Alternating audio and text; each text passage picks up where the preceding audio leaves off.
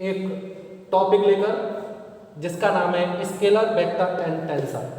ये हमारा पहला लेक्चर है और आज से हम अपने लेक्चर शुरू कर रहे हैं। आगे भी आपको बहुत सारे नए और बेहद मनोरंजनात्मक और बहुत ही रुचिकर आपको टॉपिक मिलने वाले हैं, चाहे वो ग्रेजुएशन लेवल के हों, चाहे वो पीजी लेवल के हों, चाहे वो आपके इंटरमीडिएट लेवल के हों, 10+2 लेवल के हों। चलिए बात करते हैं हम इस टॉपिक पर। नाम है टॉपिक का स्केलर, वेक्टर एंड टेंसर। सबसे पहले हम चर्चा करते हैं स्केलर, वेक्टर और टेंसर का। जब जैसे ही नाम आता है मुख्यतः इन दो का, स्केलर और वेक्टर का, तो हम कंफ्यूज हो जाते हैं। हमें ये पता नहीं चलता कि हम इसे स्केलर बताएं या वेक्टर बताएं, क्योंकि परंपरागत तरीके से हम जानते हैं कि जो रट्टाफिकेशन है उसके अकॉर्डिंग तो हम डेफिनेशन बता देते हैं, क्वांटिटीज़ को रट लेते हैं। लेकिन सबसे बड़ी दिक्कत ये आती है कि हम उनके बीच का जो डिफरेंस है उस डिफरेंस को अच्छे से नहीं बता पाते। लर्न करना और किसी टॉपिक की बारीकियों को समझना ये अपने आप में बेहद महत्वपूर्ण है। तो चलिए शुरुआत करते हैं। मैं एक ऐसी ट्रिक आपको बताने वाला हूँ जिसके द्वारा आप पलक झपकते ही बड़े आसानी से बेहद कम समय में आप उत्तर दे सकेंगे कि क्वांटिटी स्केलर है या वेक्टर है। इसके साथ तीसरी क्वांटिटीज को भी हमने जोड़ा है जिसका नाम है टेंसर, जिसमें ऑलरेडी ये दोनों ही समाहित हैं, ये दोनों ही इससे जुड़ी हुई हैं। चलिए चर्चा करते हैं। जैसा कि हम तीनों राशियों में जानते हैं, मुख्यतः आप स्केलर, वेक्टर में तो आप जानते ही हैं एक शब्द आता है, कॉमन शब्द है, और इस कॉमन शब्द का नाम है मैग्नीट्यूड, जिसे हम लोग हिंदी में परिमाण कहते हैं। बात ये आती है टेंसर में भी मैग्नीट्यूड कॉमन है, ये भी मैं आपको बता दूं। लेकिन सबसे पहले हम इन दो की चर्चा कर रहे हैं, स्केलर और वेक्टर की। हम इनमें अंतर बता पाएंगे कि स्केलर और वेक्टर को आप कैसे पहचानेंगे, स्केलर और वेक्टर का जो डिफरेंस है वो बीच का डिफरेंस क्या है। मैग्नीट्यूड की बात आई। मैग्नीट्यूड क्या है? मेरे according magnitude is a physical quantity. जो मैग्नीट्यूड है वो एक भौतिक राशि है। कैसे? इस पे हम चर्चा कर लेते हैं। आप लोग देखिएगा, अपने आप ही ये निकल के आएगा कि हमारा मैग्नीट्यूड कैसे फिजिकल क्वांटिटी है। हम ये जानते हैं कि जो मैग्नीट्यूड है वो मैग्नीट्यूड दो चीज़ों से मिलकर के बना हुआ है। मैग्नीट्यूड में दो बातें हैं, जिनमें सबसे पहला न्यूमेरिकल वैल्यू और दूसरी जो रहती है वो है भाई यूनिट। अब कैसे न्यूमेरिकल वैल्यू और यूनिट से मिलकर के मैग्नीट्यूड बना, और इस मैग्नीट्यूड को ही हमने फिजिकल क्वांटिटी कैसे कहा, इस पर चर्चा करते हैं। जैसे मान लीजिए मैंने ये 5 लिख दिया, बिल्कुल सीधा सा लिखा है, एक मैथमेटिकल डिजिट है, इसके अलावा कुछ और नहीं है, इसकी अपने आप में कोई विशेष पहचान नहीं है, सिर्फ मैथमेटिकल डिजिट से ही इसकी पहचान है। लेकिन जब मैंने ये न्यूमेरिकल वैल्यू लिखी, अब इस न्यूमेरिकल वैल्यू के बाद मैं लिखने वाला हूँ यूनिट, क्योंकि अब तक 5 का कोई अपने आप में इंपोर्टेंस नहीं था सिवाय मैथमेटिकल डिजिट के। मैंने इसके पीछे सिर्फ लिख दिया किलोग्राम, केजी। हमने देखा कि ये केजी लिखते ही लिखते ये जो 5 केजी है ना, वो अपने आप में एक हमें फिजिकल क्वांटिटी को बताने लगा। वो फिजिकल क्वांटिटी कौन सी है?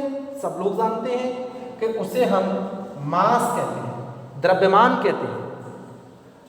आगे हमने देखा मैथमेटिकल डिजिट 5 ही है, लेकिन मैंने इसके साथ केवल यूनिट, एक नई यूनिट को लगाया जिसका नाम है सेकंड। अब आप देखिए 5 सेकंड लगते लगते ही हमें जो ये बताने लगा, वो हमें बताने लगा कि ये जो है वो क्या है, आपका टाइम। इसके बाद जब हम आगे बढ़े तो मैंने इस 5 के साथ केवल मीटर लगा दिया, और ये मीटर लगाते लगाते ही हमें डिस्टेंस या लेंथ या ब्रेथ, ये अपने आप में एक तरीके से हमें जो फीलिंग आने लगी वो ऐसा लगा कि ये फिजिकल क्वांटिटी है जिसका नाम है डिस्टेंस। अगर मैं इसके साथ 5 डिग्री C लगा दूँ सेल्सियस, तो यही 5 यूनिट लगाने से एक नई फिजिकल क्वांटिटी का हमें बोध कराने लगा, जिसका नाम है, हम लोग जानते हैं, टेम्परेचर। आगे बढ़े, यहां से हमें ये बिल्कुल कंसेप्ट क्लियर हुआ कि मैग्नीट्यूड, न्यूमेरिकल वैल्यू और यूनिट दोनों के एडिशन से बना है, और मैग्नीट्यूड का मतलब है एक फिजिकल क्वांटिटी। हमने देखा भी कि न्यूमेरिकल वैल्यू के साथ जो यूनिट हम लगाते जा रहे थे, तो यूनिट लगाने से हमें नई एक फिजिकल क्वांटिटी मिलती चली जा रही थी। इसका सीधा सीधा मतलब हुआ कि magnitude is a physical quantity.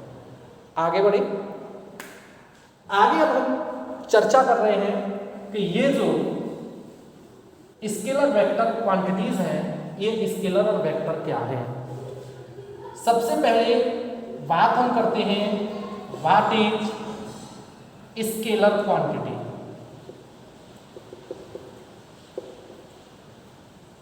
जिसे हम लोग अदिश कहते हैं। आपको मैं बता दूं, सीधी सीधी डेफिनेशन आप पढ़ के आते हो, ऐसी क्वांटिटीज जिनमें सिर्फ और सिर्फ ओनली आपका मैग्नीट्यूड होता है, ऐसी क्वांटिटीज को हम स्केलर क्वांटिटीज कहते हैं। इन क्वांटिटीज में डायरेक्शन नहीं होती, ऐसा हम बुक्स में भी पढ़ते हैं, ऐसा हमें हमारे सर ने भी पढ़ाया है। लेकिन जैसे ही, और मैग्नीट्यूड हमें पता ही है कि जो मैग्नीट्यूड था, ये मैग्नीट्यूड हमें सीधे सीधे बता रहा है किसी फिजिकल क्वांटिटी के बारे में। अब बात आई, चर्चा हमने करी व्हाट इज वेक्टर क्वांटिटी। ये वेक्टर क्वांटिटी क्या है?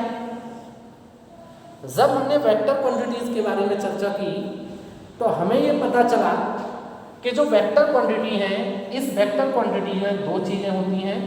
एक आपका मैग्नीट्यूड, और मैग्नीट्यूड के साथ साथ सबसे महत्वपूर्ण जो है वो है डायरेक्शन। इसका मतलब वेक्टर में स्केलर तो है, लेकिन स्केलर में वेक्टर नहीं है। क्यों? क्योंकि मैग्नीट्यूड दोनों में कॉमन है।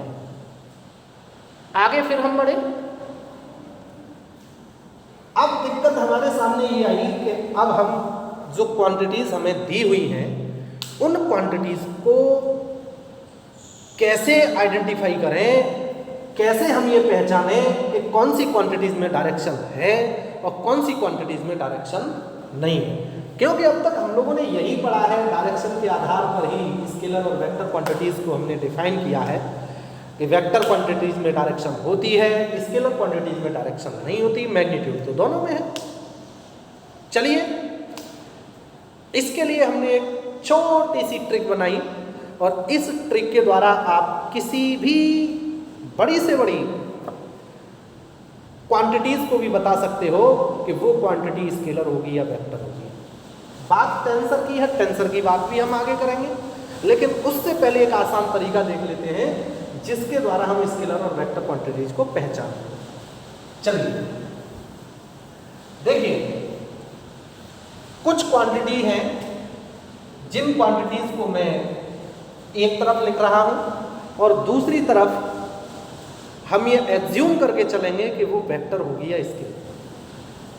चाहे तो आप ये समझ लीजिए कि कुछ क्वांटिटीज 5 या 6 क्वांटिटीज हैं जिन्हें आपको याद करना है, या आप ये समझ लीजिए कि जो वो 5 या 6 क्वांटिटीज हैं, उन 5 और 6 क्वांटिटीज को समझ लीजिए। देखिए, सबसे पहले मैं बात करने जा रहा हूं आपके सामने डिस्टेंस। हम सब जानते हैं डिस्टेंस दूरी है। सपोज करिए, अगर मैं ये पूछूं कि दिल्ली से मेरठ तक की दूरी कितनी है, तो जो भी बताने वाला होगा वो सीधा सीधा ये बता सकता है कि सपोज कर रहे हैं कि 80 किलोमीटर है या 90 किलोमीटर है। मान लीजिए हमें उसने 80 किलोमीटर बताया, लेकिन बताने वाला जो व्यक्ति था वो बता करके चला गया। अब हमारे सामने दिक्कत ये आई कि जो 80 किलोमीटर है अब हम किधर जाएं, मतलब वहाँ कोई डायरेक्शन नहीं है, सिर्फ उसने हमें 80 किलोमीटर जो हमें बताया। इसमें आप लोग देख रहे हो ये मैग्नीट्यूड है, क्योंकि इसमें न्यूमेरिकल वैल्यू भी है और इसमें आपकी यूनिट भी है, लेकिन इसमें डायरेक्शन नहीं बताई। अब हम वहीं खड़े रह गए कि अब वहीं जाएं किधर को। इसका मतलब डायरेक्शन नहीं है डिस्टेंस में, जिसमें डायरेक्शन नहीं होती वो इसके इधर। आगे बढ़िए, हम लोग चर्चा कर रहे हैं टाइम पे। माना मैंने आपसे पूछा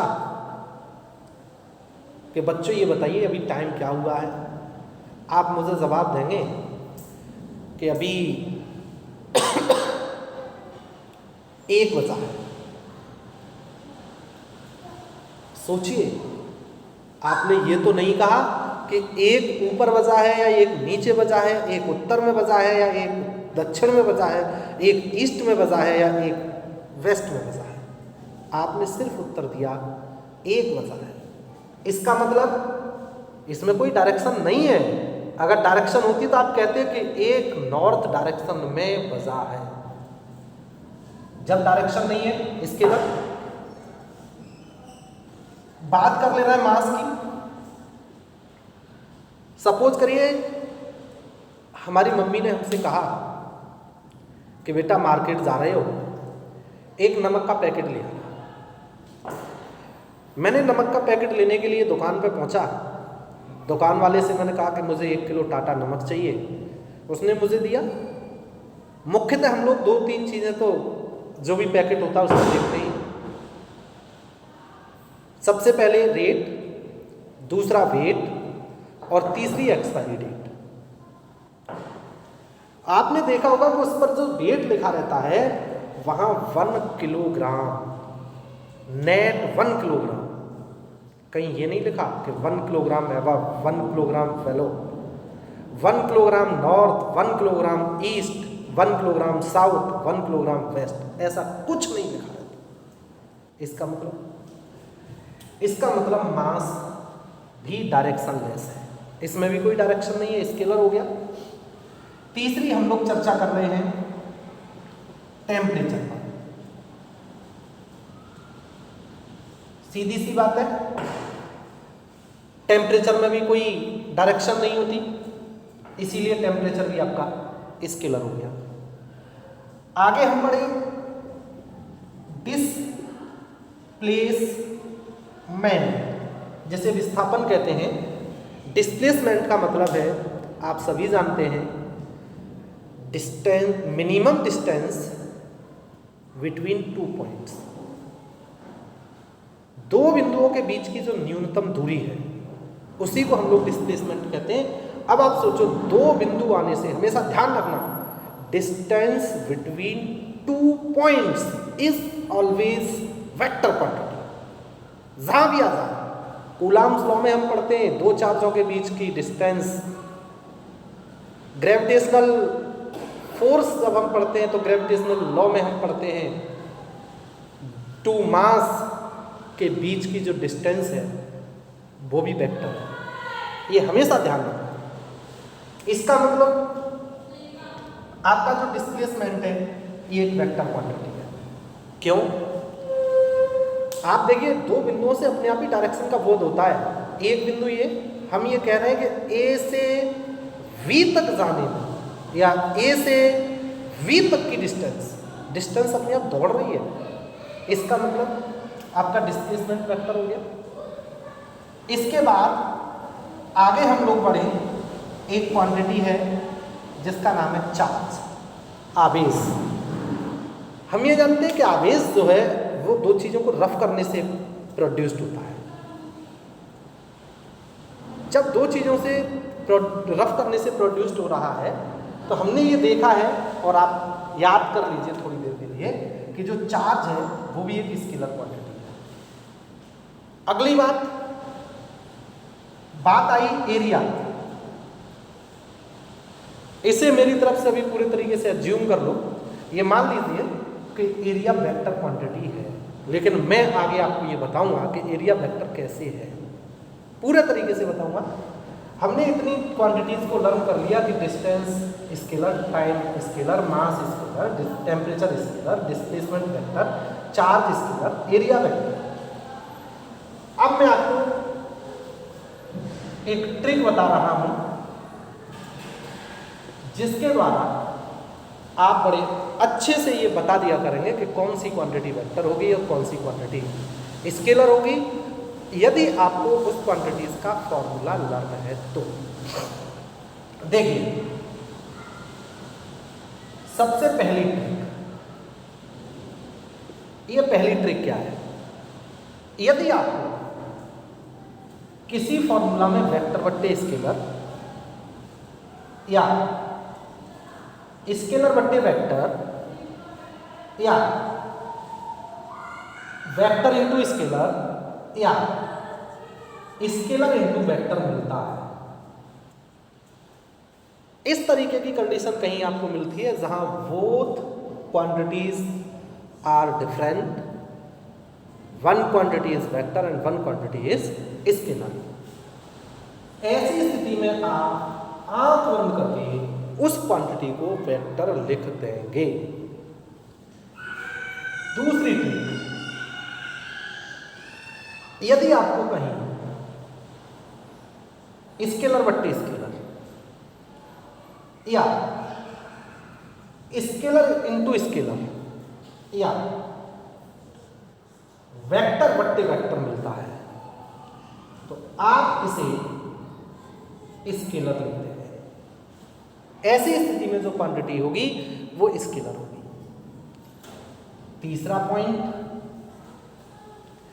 तीसरा पॉइंट ये है, हमने देखा वेक्टर बट्टे स्केलर, स्केलर बट्टे vector, vector into scalar, scalar into vector, scalar बट्टे scalar, scalar into scalar, vector बट्टे वेक्टर, ये सारी चीजें हमारे सामने आ गई। अब एक कंडीशन हमारे पास बची है वेक्टर इंटू वेक्टर की। अगर ऐसा होता है तो क्या होगा, चलिए इस पर भी हम लोग चर्चा करते हैं। वेक्टर और वेक्टर का जब कहीं दोनों राशियां एक जैसी हमें नजर आ जाए, वेक्टर और वेक्टर दोनों क्रॉस में अगर हमें मिल जाए तो भाई यहाँ कंफ्यूज नहीं होना है। बहुत सिंपल सी बात है कि जब हम दो वेक्टर क्वांटिटीज का मल्टीप्लाई करते हैं तो वो वेक्टर भी हो सकता है और वो स्केलर भी हो सकता है, लेकिन वेक्टर कब होगा, स्केलर कब होगा, ये अपने आप में महत्वपूर्ण है। सुने, हमने ये सपोज कर लिया कि ये जो दो वेक्टर हैं, इन दोनों वेक्टर को हमने नाम दे दिया vector A and vector B, क्योंकि हम वेक्टर क्वांटिटीज को जो रिप्रेजेंट करते हैं उस वेक्टर क्वांटिटीज में क्योंकि डायरेक्शन होती है, तो डायरेक्शन के कारण हम उस क्वांटिटीज के ऊपर इस तरीके का एरो लगा देते हैं और इस एरो को लगाते ही लगाते हमें इस बात का पता चल जाता है कि ये वेक्टर क्वांटिटीज है, अर्थात इसमें डायरेक्शन है।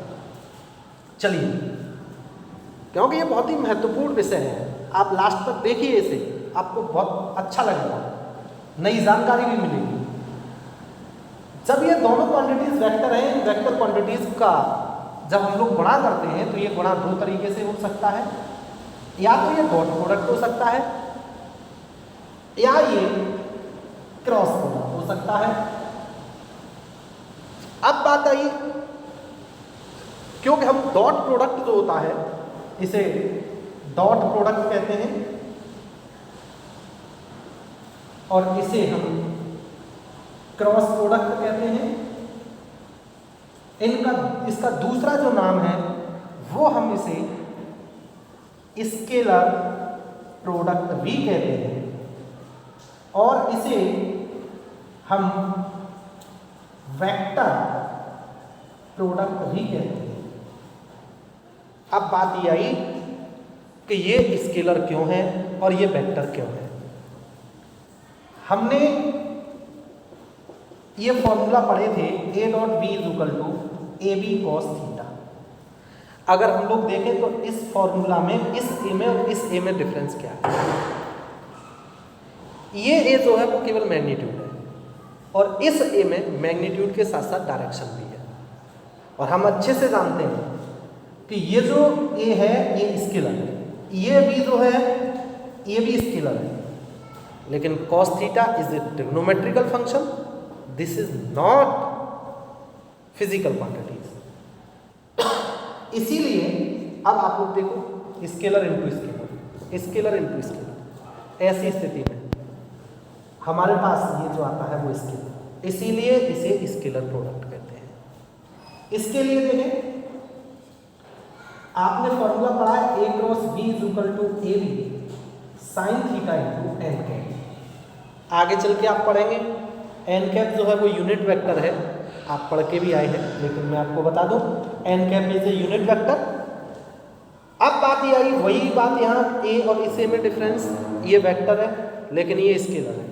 अगर आप देखेंगे स्केलर इनटू स्केलर, और इसके साथ sine theta is a trigonometrical function, N cap is a unit vector, तो ये वेक्टर है। आप देखना स्केलर इनटू स्केलर का मतलब स्केलर, और ये जो स्केलर बना वो वेक्टर के साथ जब मिलेगा तो ये जो बन के तैयार होगा वो क्या बन के तैयार हो गया, वेक्टर।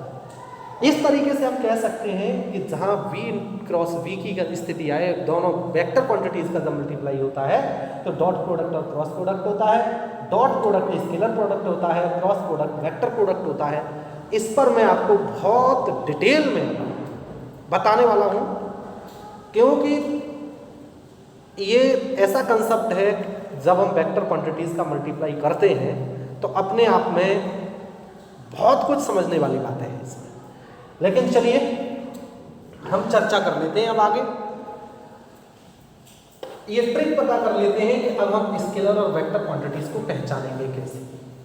चलिए, जैसे सपोज करिए सबसे पहले बहुत छोटी सी राशि हमने ये लिखी स्पीड। हम जानते हैं कि स्पीड का मतलब होता है डिस्टेंस अपॉन टाइम, चाल बराबर दूरी बट्टी समय। थोड़ी देर पहले हमने यहाँ लिखा था कि डिस्टेंस स्केलर होती है, टाइम भी स्केलर होता है। आप देख लीजिए स्केलर बट्टे स्केलर का मतलब स्केलर। हम ये अच्छे से कह सकते हैं speed is a scalar quantities, speed is a directional less quantities. आगे बढ़िए, वेलोसिटी। वेलोसिटी का मतलब है डिस्प्लेसमेंट अपॉन टाइम। हम लोग जानते हैं डिस्प्लेसमेंट, अभी थोड़ी देर पहले हमने वेक्टर पढ़ा था, टाइम को स्केलर पढ़ा था। आप देख लो वेक्टर बट्टे स्केलर, वेक्टर बट्टे स्केलर का मतलब वेक्टर। सीधी सीधी बात हो गई कि हमारा जो वेलोसिटी है वो एक वेक्टर क्वांटिटीज है, इसका मतलब वेलोसिटी की डायरेक्शन है। आगे बढ़िए, वेलोसिटी के बाद हमने पढ़ा एक्सीलरेशन। हम जानते हैं एक्सीलरेशन जो है, एक्सीलरेशन का मतलब है वेलोसिटी अपॉन टाइम। वास्तविकता यह है, इसका असली फॉर्मूला है changing of velocity of changing of time, मतलब टाइम के रेस्पेक्ट में वेलोसिटी का चेंज होना। लेकिन हमने वेलोसिटी अपॉन टाइम ही फॉर्मूला लिख दिया। आप लोग देखिए वेलोसिटी अभी पढ़ी है वेक्टर, टाइम अभी पढ़ा है स्केलर। आप लोग देख लीजिएगा आपका वेक्टर बट्टे स्केलर, इसका मतलब एक्सीलरेशन भी वेक्टर। आगे बढ़िए, फोर्स की बात कर लेते हैं। फॉर्मूला पढ़ा है F is equal to ma।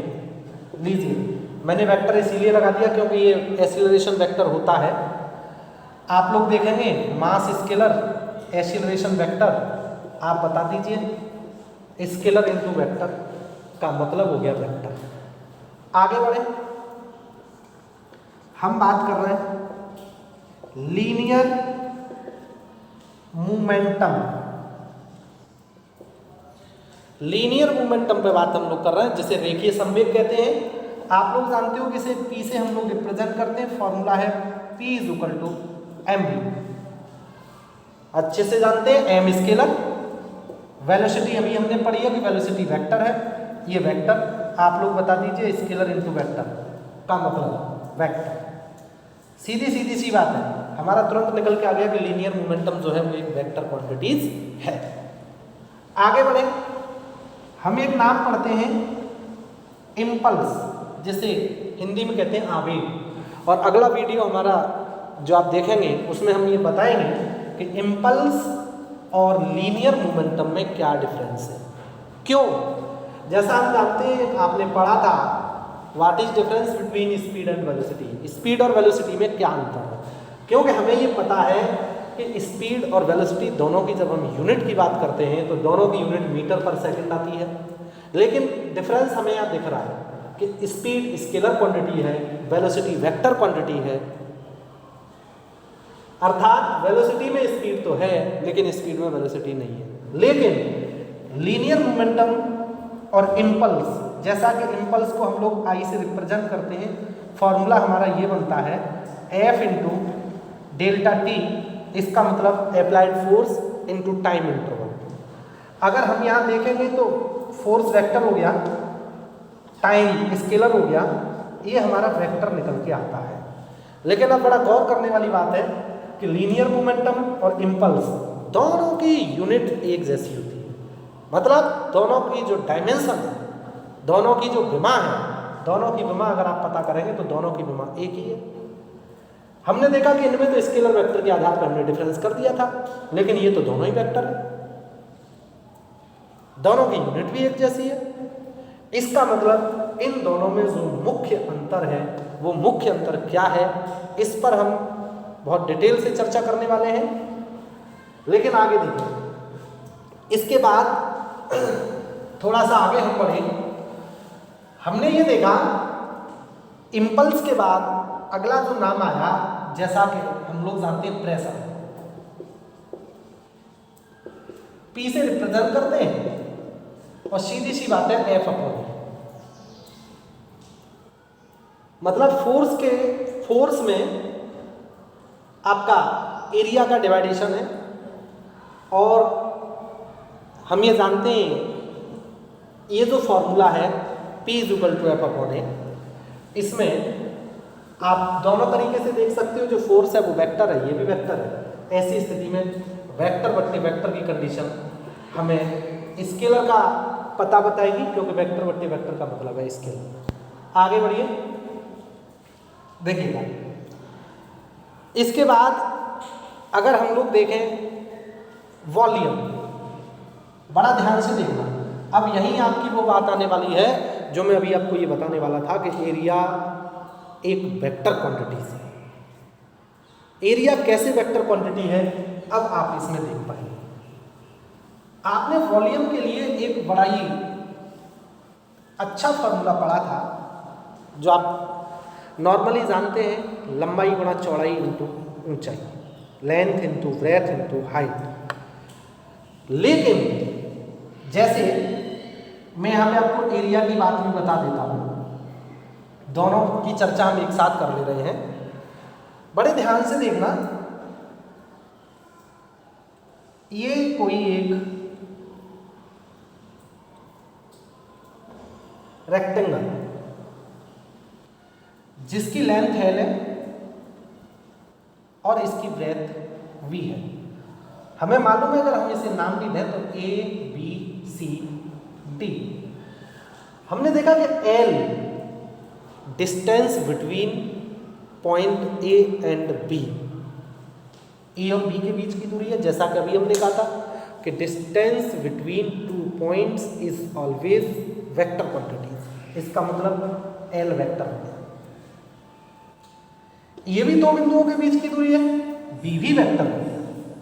और जब हम एरिया निकालते हैं इसका, तो सीधा सा एरिया है, लेंथ में ब्रेथ का मल्टीप्लाई कर देते हैं। लेकिन अब बड़ी गंभीर समस्या हमारे सामने उत्पन्न हुई कि लेंथ और ब्रेथ दोनों ही वेक्टर हैं, और जब दोनों ही वेक्टर होती हैं तो उनका मल्टीप्लाई या तो डॉट प्रोडक्ट होता है या क्रॉस प्रोडक्ट होता है।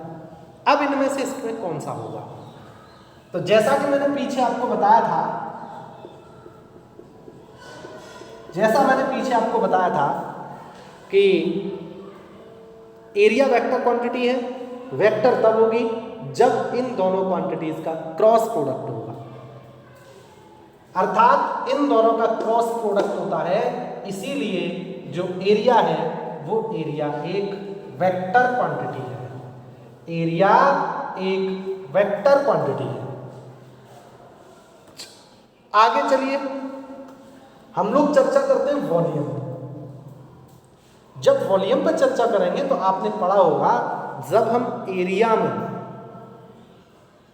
लेंथ का या एरिया में ब्रेथ का या एरिया में हाइट का मल्टीप्लाई कर देते हैं तो ऐसी स्थिति में हमें वॉल्यूम मिल जाता है।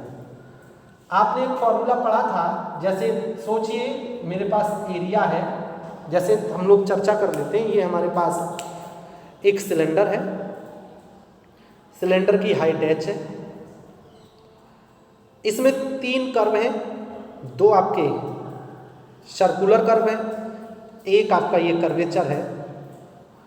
तो अगर हम चर्चा करेंगे इसका जो एरिया रहता है हम जानते हैं पाई आर स्क्वायर, और जब इसी पाई आर स्क्वायर में हम इसकी हाइट का मल्टीप्लाई कर देते हैं तो पाई आर स्क्वायर h बन जाता है, और pi r square h is the volume of cylinder. इससे हमें पता चला कि जब हमने एरिया में क्रॉस सेक्शन जो ये था, जो ये सर्कुलर कर्व था, इसके एरिया में जब हमने इस हाइट का मल्टीप्लाई कर दिया तो हमें क्या मिला, हमें वॉल्यूम मिला। इसका मतलब area into height, area into height. अब बात यह आई कि जो एरिया है उस एरिया को हम लोग रिप्रेजेंट करते हैं L क्रॉस B से, जैसा कि आपको दिख रहा है।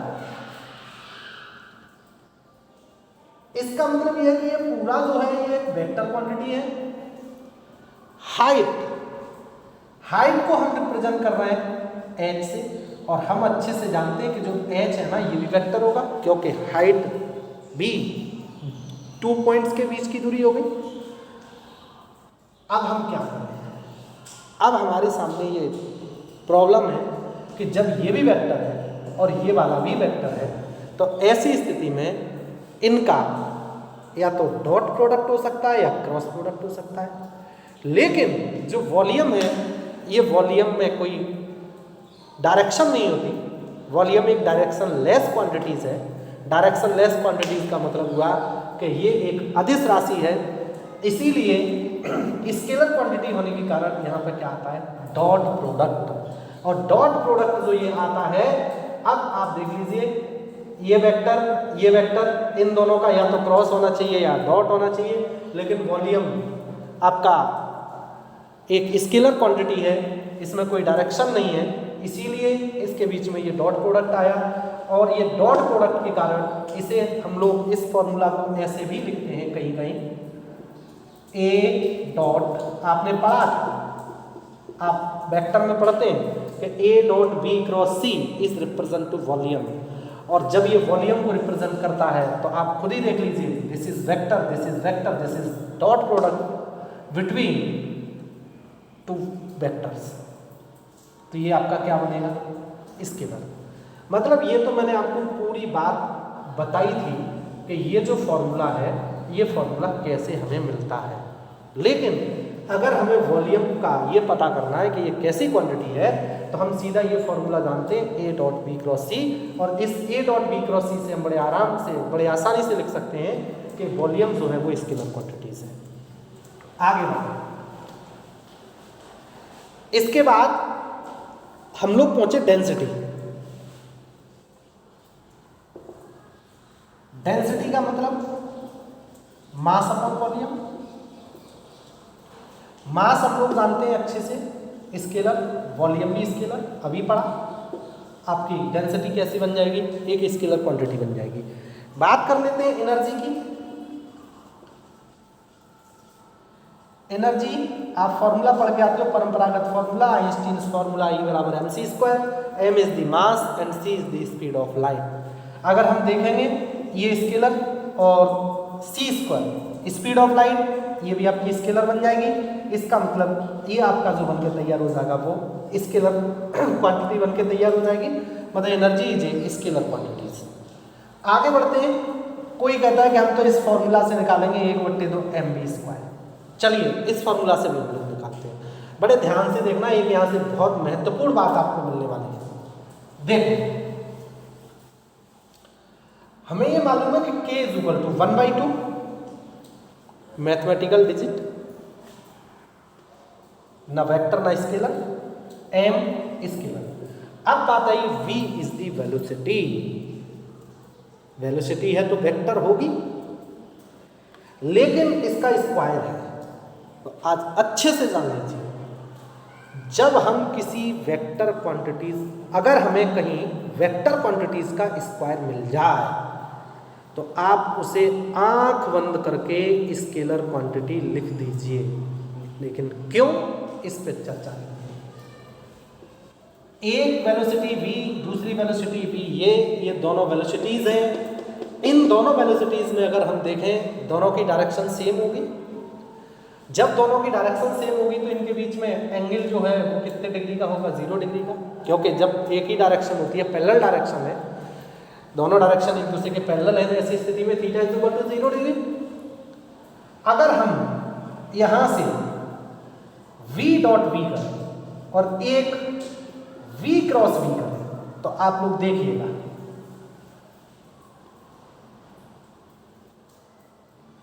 अगर v डॉट v करेंगे तो आप देखो v into cos 0, v cross v करेंगे इसका मतलब v इंटू साइन 0।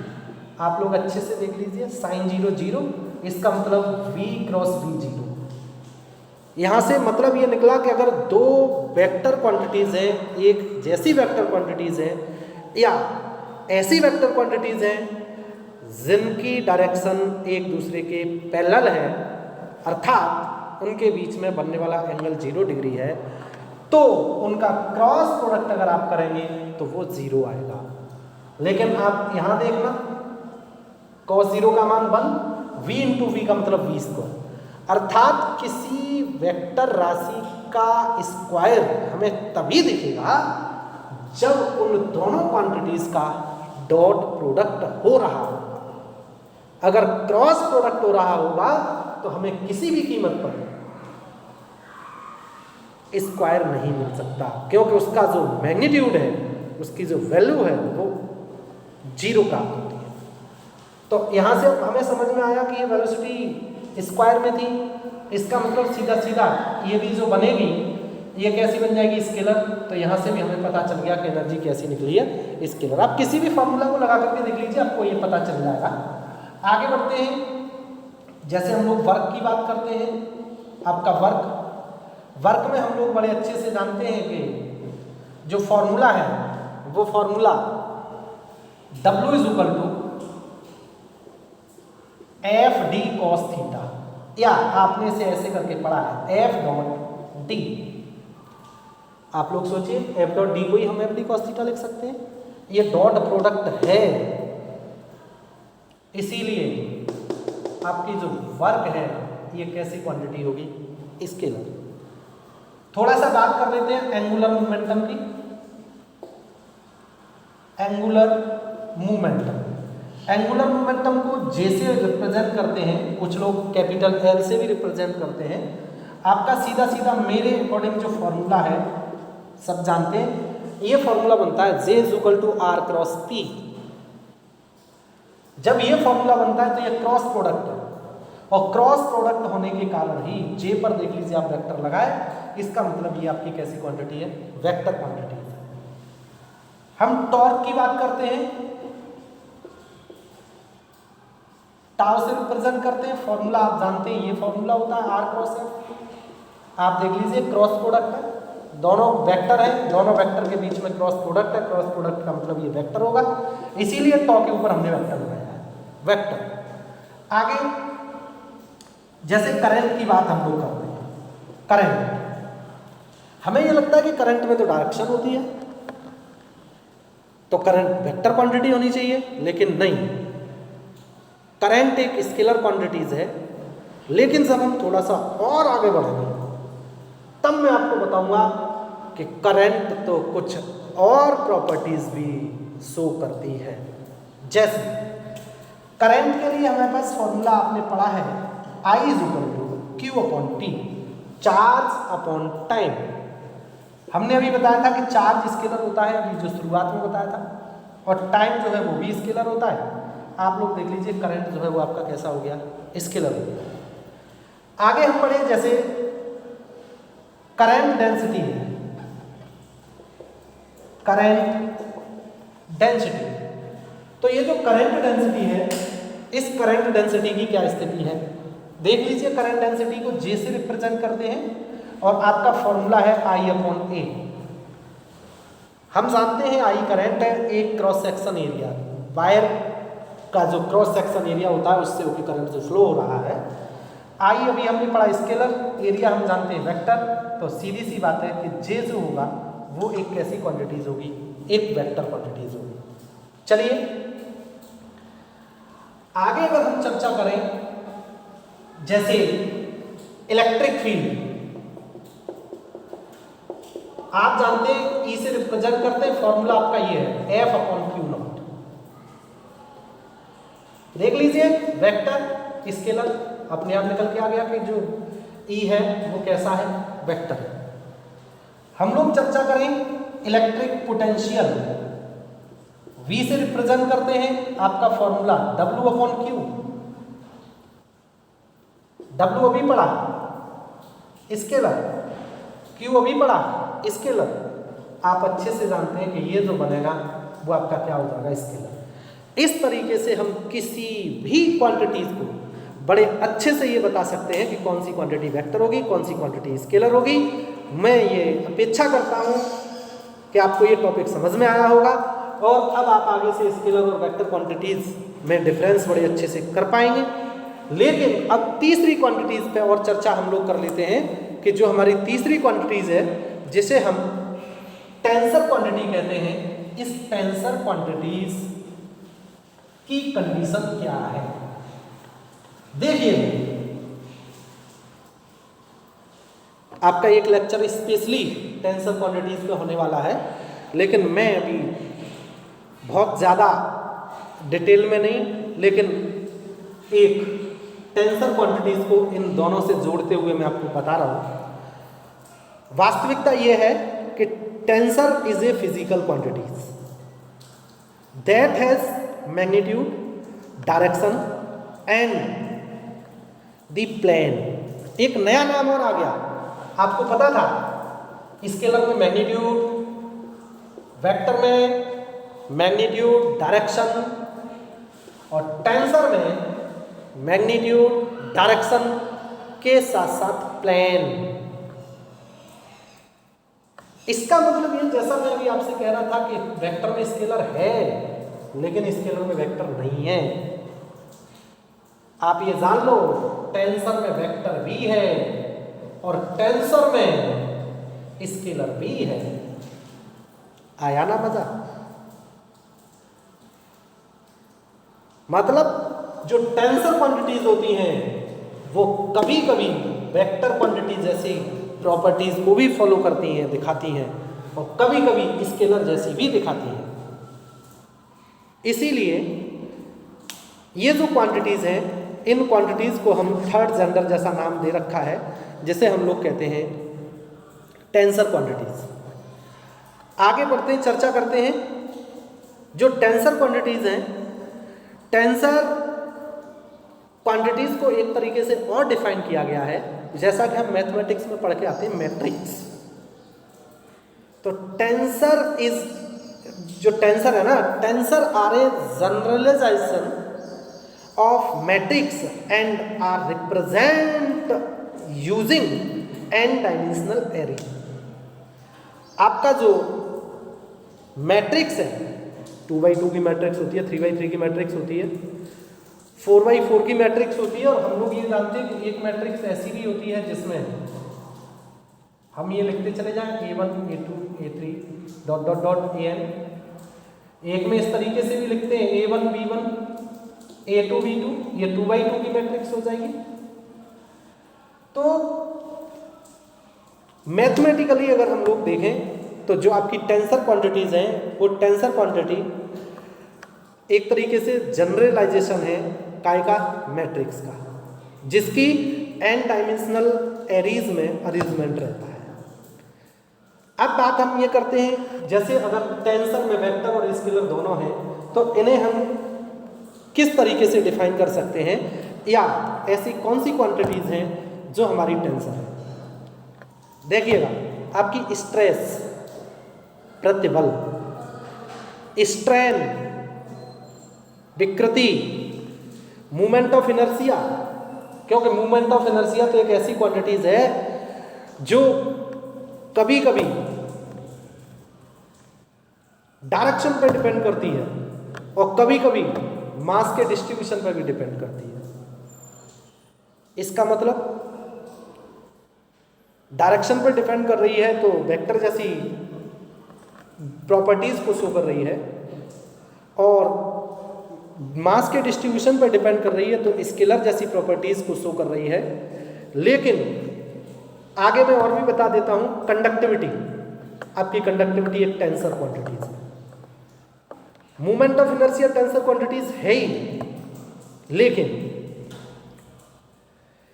एक और प्रॉपर्टीज मैं बता दूं आपको, बहुत महत्वपूर्ण प्रॉपर्टीज,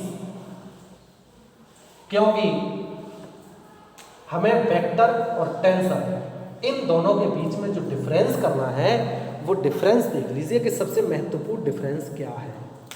जैसे देखें, वेक्टर क्वांटिटीज जो होती हैं वो वेक्टर लॉ ऑफ एडिशन का पालन करती है। जैसे हम जानते हैं वेक्टर लॉ ऑफ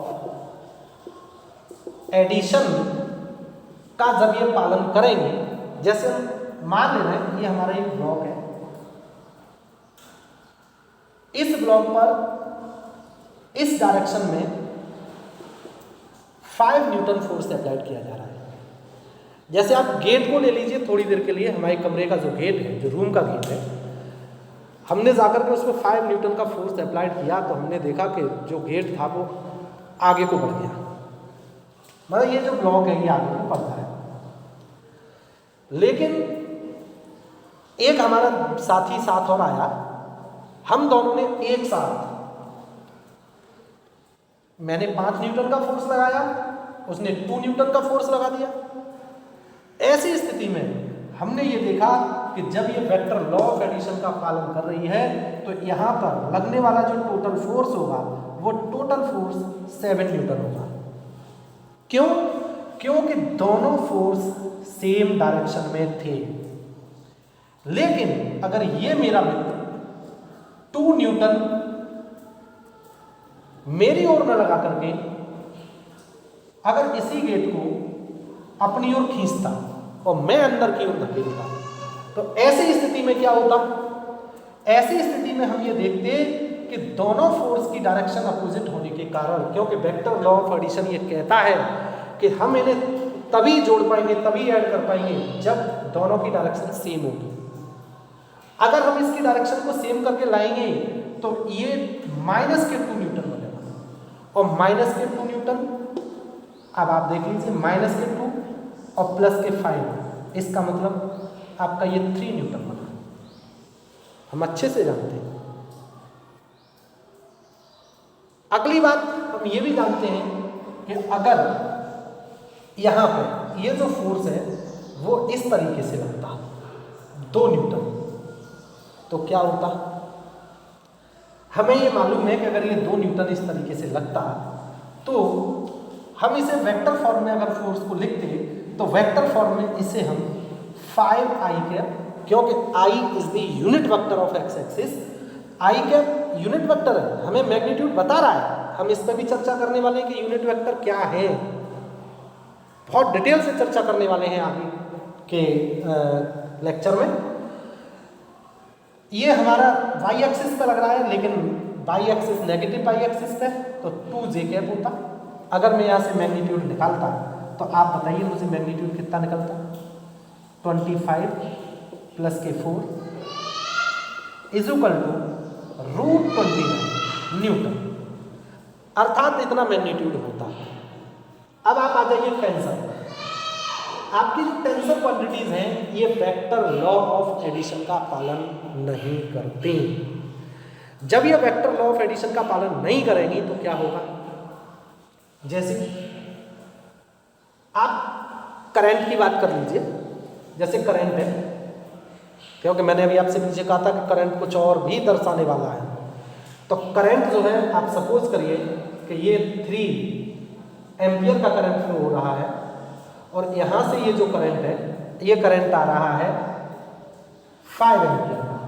हम अच्छे से जानते हैं अगर वायर की सिचुएशन इस तरीके की है तो ऐसी स्थिति में जो करंट है ना, वो करंट जब इधर को ही फ्लो होगा तो हम जानते हैं कि इसकी डायरेक्शन होते हुए भी वेक्टर एडिशन लॉ का पालन नहीं हो रहा। टोटल जो करंट होगा वो 5 एम्पियर प्लस के 3 एम्पियर, इसका मतलब 8 एम्पियर का करंट फ्लो होगा। लेकिन यहाँ ऐसा नहीं था, क्योंकि यहाँ वेक्टर एडिशन लॉ का पालन हो रहा था और टेंसर क्वांटिटीज में वेक्टर एडिशन लॉ का पालन नहीं होता। हम ये कह सकते हैं कि आपका जो करंट है वो भी एक तरीके से टेंसर क्वांटिटीज जैसा बिहेव करता है, डायरेक्शन होते हुए भी हमें वेक्टर एडिशन लॉ का पालन नहीं होता। इसीलिए जो टेंसर क्वांटिटीज हैं वो टेंसर क्वांटिटीज में करंट भी आ सकता है। अगर आपको ये पूछा जाता है, एक कोई क्वेश्चन है कि current is a vector, scalar, tensor, none of this, अगर स्केलर और टेंसर है तो आप टेंसर को बताइएगा। अगर आपका टेंसर नहीं है तो 100% आपका स्केलर होगा। आपका प्रेशर भी स्केलर था, हमने पीछे पढ़ा था, लेकिन वास्तविकता यह है कि जो होमोजीनियस फ्लूइड्स हैं उनमें आपका प्रेशर स्केलर है और जो इनहोमोजीनियस है उनके लिए प्रेशर जो है वो एक टेंसर क्वांटिटीज है। जैसा कि मैंने कहा कि टेंसर में वेक्टर और स्केलर दोनों हैं और हमने मैट्रिक्स से रिप्रेजेंट किया था। मैट्रिक्स में हम जानते हैं रैंक निकालते हैं। रैंक के आधार पर अगर हम लोग देखेंगे तो बड़ा महत्वपूर्ण क्वेश्चन है, कंपटीशन के लिए भी अत्यंत महत्वपूर्ण है कि जो आपकी स्केलर है, स्केलर भी टेंसर में आ सकती है, वेक्टर भी टेंसर में आ सकती है, तो रैंक के आधार पर हम इन्हें कैसे डिफाइन करेंगे। जैसा कि अभी मैंने पीछे कहा था कि एक जो आपका टेंसर है वो टेंसर जनरलाइजेशन है किसका, मैट्रिक्स का। तो हम ये कह सकते हैं, अगर स्केलर को डिफाइन करेंगे तो हम ये कह सकते हैं a scalar quantity is a tensor of rank 0 and has only magnitude. हम ये कह सकते हैं कि स्केलर जो है वो एक टेंसर है, लेकिन इसकी जो रैंक होती है वो कितनी, 0 होती है। इसीलिए ये केवल मैग्नीट्यूड रखता है।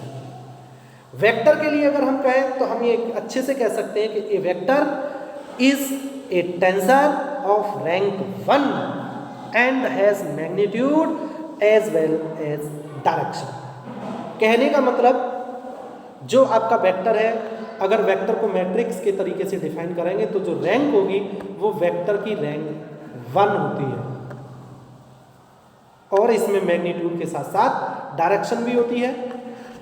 बाकी का टेंसर में हमें 2, 3, 4 dot dot dot so rank भी मिल सकती है, जैसे 2x2 की मैट्रिक्स, 3x3 की मैट्रिक्स, 4x4 की मैट्रिक्स।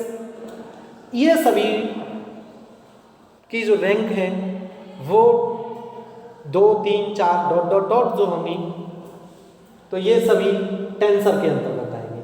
मतलब टेंसर में वेक्टर और स्केलर आ सकता है, लेकिन स्केलर के लिए जो रैंक होगी वो 0, वेक्टर के लिए जो रैंक होगी वो 1। मैं अपेक्षा करता हूँ कि आपको ये वीडियो अच्छा लगा होगा और आगे हमारा प्रयास यही रहेगा कि इसी तरीके के अन्य बहुत उपयोगी वीडियो आपके सामने ला सके। Thank you.